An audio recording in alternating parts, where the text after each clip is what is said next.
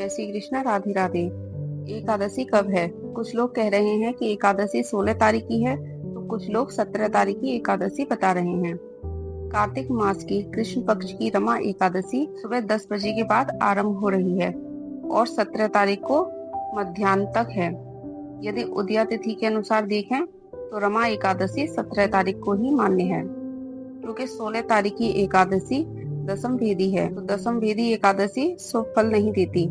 वहीं यदि द्वादशी युक्त एकादशी को व्रत करते हैं तो पूरी साल की एकादशी का पुण्य फल प्राप्त होता है। तो जितने भी वैष्णव जन हैं वह 17 तारीख की एकादशी का ही व्रत करेंगे। रमा एकादशी का अपने आप में बहुत ही प्रभाव है। जो भी व्यक्ति इस एकादशी की कथा को सुनेगा, उसकी महिमा को सुनेगा, उसके सभी पाप नष्ट होकर अंत में वह भगवत धाम के लिए प्रस्थान करेगा। इतनी इसकी महिमा है। तो आइए रमा एकादशी की कथा का श्रवण करते हैं। एक समय की बात है, धर्मराज युधिष्ठिर ने भगवान श्री कृष्ण से विनय पूर्वक पूछा, हे भगवान, कृपया कर यह बताइए कि कार्तिक मास के कृष्ण पक्ष की एकादशी का क्या नाम है, इसकी विधि क्या है और इसके व्रत से क्या फल प्राप्त होता है। भगवान श्री कृष्ण बोले, हे धर्मराज, कार्तिक कृष्ण पक्ष की एकादशी का नाम रमा एकादशी है। यह बड़े बड़े पापों का नाश करने वाली, मनोवांछित फल प्रदान करने वाली और मोक्ष प्रदायिनी है। इसका महत्तम प्राचीन काल की एक पवित्र कथा के माध्यम से मैं तुम्हें सुनाता हूँ। ध्यान पूर्वक श्रवण करो। प्राचीन काल में मुचकुंद नाम के एक प्रतापी राजा थे। वे अत्यंत धर्मात्मा, न्यायप्रिय और भगवान विष्णु के परम भक्त थे। उनके मित्र इंद्र, यम, कुबेर, वरुण और विभीषण जैसे देवता थे। उनकी एक अत्यंत सुंदर एवं सद्गुणों से युक्त एक कन्या थी, चंद्रभामा। उसका विवाह राजा चंद्रसेन के पुत्र सोभन नामक राजकुमार के साथ हुआ था। एक समय सोभन अपनी पत्नी चंद्रभामा के साथ ससुराल आया। उसी दौरान पुण्यदायिनी रमा एकादशी का व्रत निकट आया।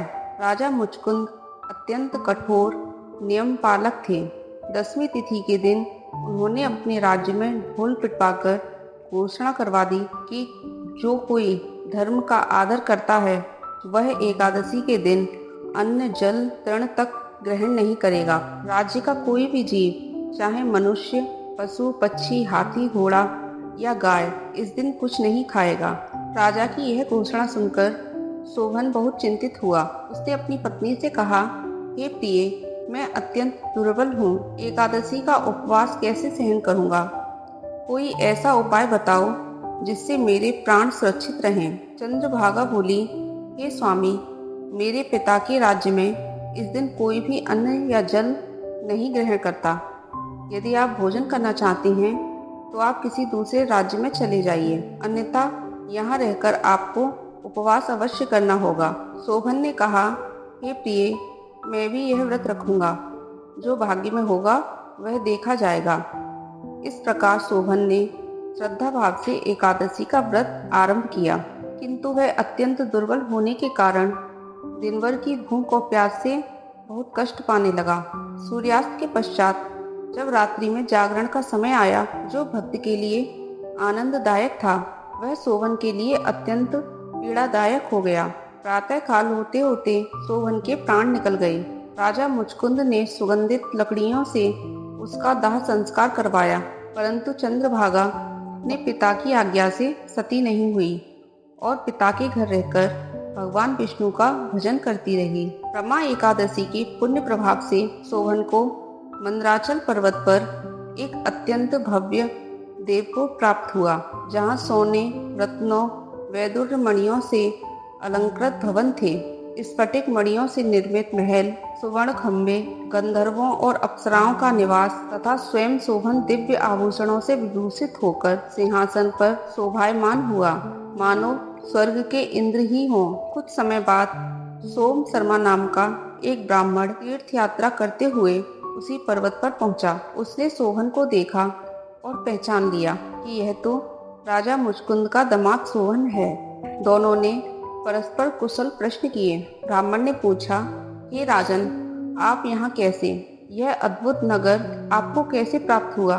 शोभन ने बताया कि हे ब्राह्मण देव, यह नगर मुझे रमा एकादशी के व्रत के प्रभाव से प्राप्त हुआ है, परंतु यह अभी अस्थिर नहीं है, यह स्थायी नहीं है, क्योंकि मैंने यह व्रत श्रद्धा भक्ति से नहीं किया था। यदि आप मेरी पत्नी चंद्रभागा को यह सब कहें तो वह अपने पुण्य से इसे स्थिर बना सकती है। ब्राह्मण नगर लौटकर चंद्रभागा से मिले और संपूर्ण कथा सुनाई। चंद्रभागा अत्यंत प्रसन्न हुई और बोली, हे ब्राह्मण, मुझे अपनी पत्नी के दर्शन की तीव्र इच्छा है, कृपया मुझे वहां ले चलिए। ब्राह्मण उसे लेकर मंदराचल पर्वत पर पहुंचे और वामदेव ऋषि के आश्रम में गए। ऋषि ने मंत्रों के उच्चारण से अभिषेक किया। तब व्रत के प्रभाव और ऋषि के आशीर्वाद से चंद्रभागा का शरीर दिव्य देह में परिवर्तित हो गया। वह तत्पश्चात शोभन के निकट पहुंची। शोभन ने प्रसन्न होकर उसे अपने बाएं आसन पर बिठाया। चंद्रभागा बोली, हे प्राणनाथ, जब मैं 8 वर्ष की थी तभी से श्रद्धा पूर्वक प्रत्येक एकादशी का व्रत करती आ रही हूँ।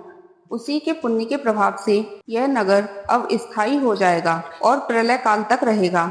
इस प्रकार दोनों पति पत्नी दिव्य वस्त्राभूषणों से सुसज्जित होकर आनंद पूर्वक रहने लगे। बोले लक्ष्मी नारायण भगवान की जय।